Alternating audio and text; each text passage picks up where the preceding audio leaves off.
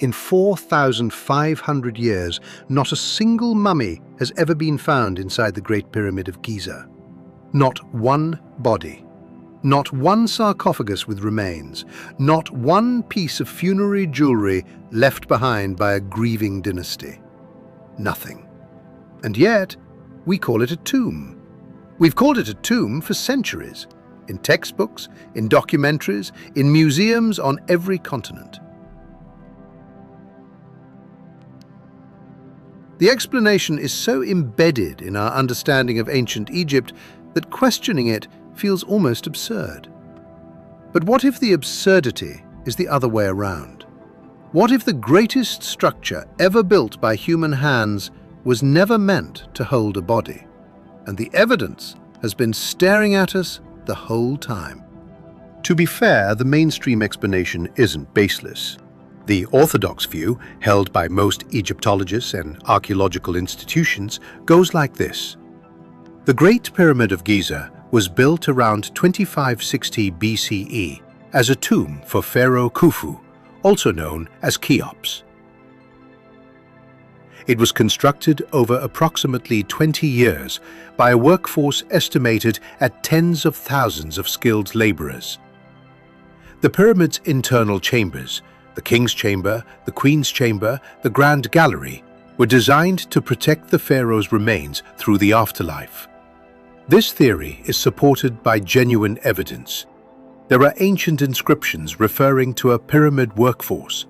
There is a cartouche, a royal name stamp bearing Khufu's name, found inside the pyramid during an expedition in 1837. There is a broader Egyptian tradition of pyramid building, stretching back centuries, with smaller and structurally simpler prototypes like the step pyramid of Djoser, pointing toward a clear architectural evolution. In 2013, archaeologists discovered what appeared to be the oldest papyrus ever found, a logbook from the construction site itself. It describes workers transporting limestone blocks. It describes daily rations. It mentions the pyramid by name. This is not a conspiracy.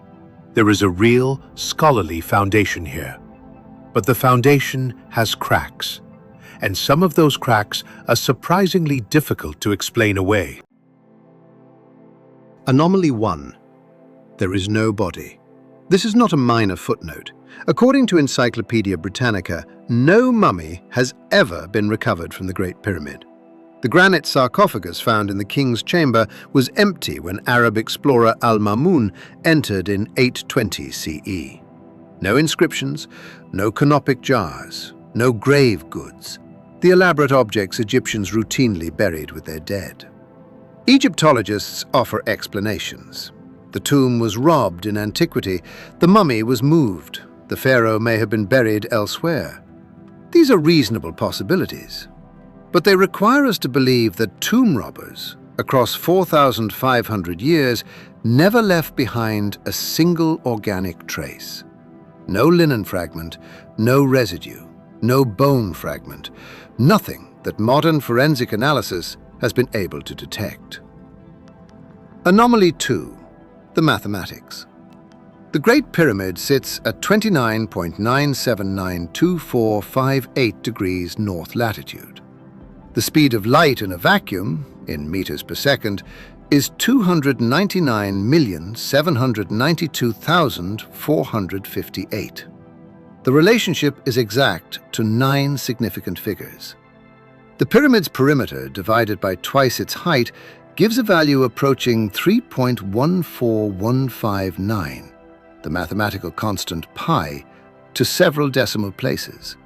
The ratio of its height to its base length approximates phi, the golden ratio, at 1.618. The structure is aligned to true north with an accuracy of 0.05 degrees. Not magnetic north, true north. An accuracy that rivals modern GPS-assisted surveying. You can dismiss any single coincidence. Together, they form a pattern that demands explanation. Anomaly 3. Electromagnetic properties. In 2018, researchers at ITMO University in St. Petersburg, along with colleagues from the Laserzentrum Hanover, published a peer-reviewed study examining how the Great Pyramid interacts with electromagnetic waves.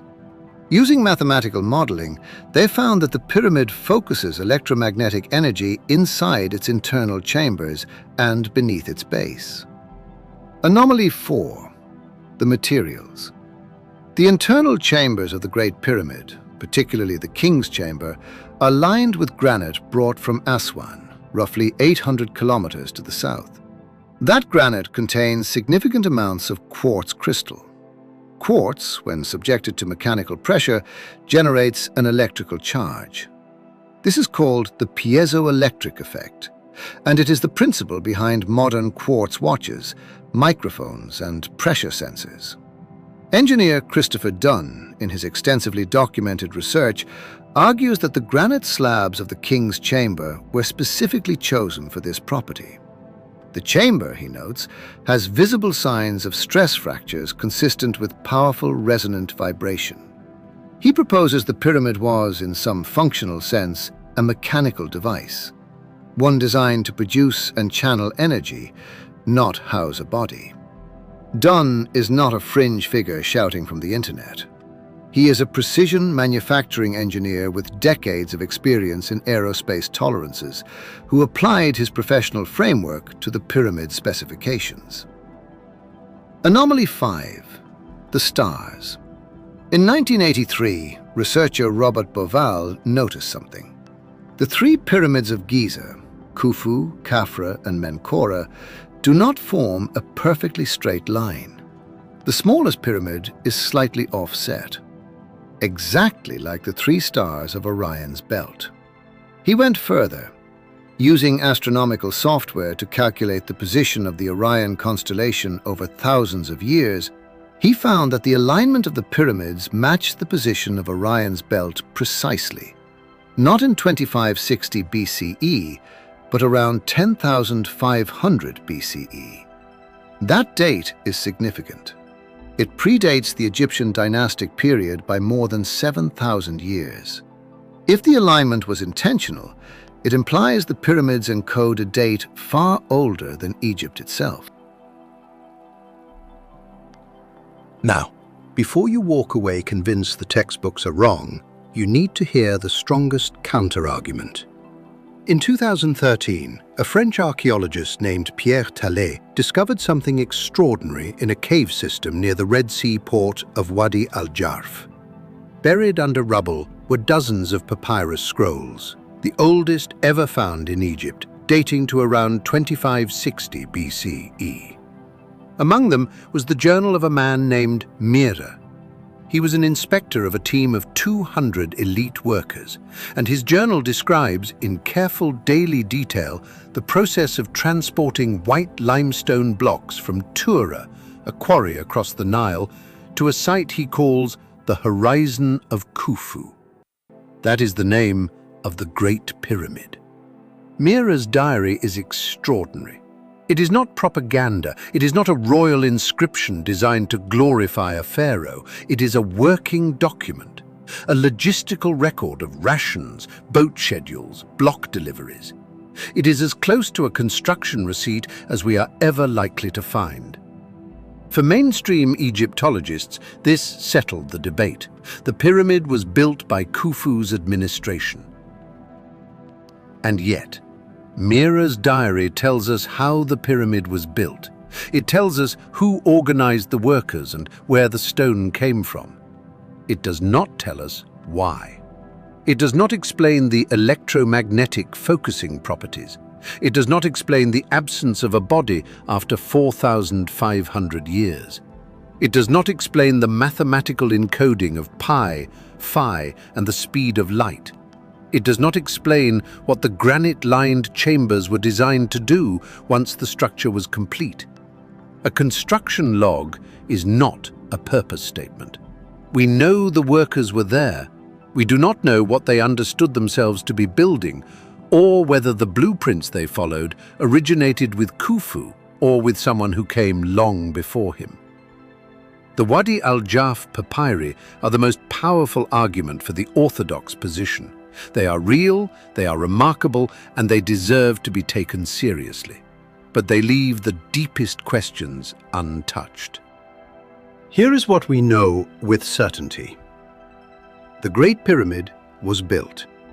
It was built with extraordinary precision, mathematical, astronomical, and acoustic precision that we do not fully understand. It was built by an organized human workforce, documented in real time by a man named Mira, who counted his boats and his blocks. And it was built around a chamber that held a granite sarcophagus. That sarcophagus was empty. No burial, no body. No trace of the most powerful man in the ancient world, a man whose name is carved into the structure just a few meters away. We've had 4,500 years to find the mummy. Where is it? Tell me in the comments what you think this building actually was. Not what you've been taught, what your gut tells you when you look at the evidence. And if you're not sure yet, good.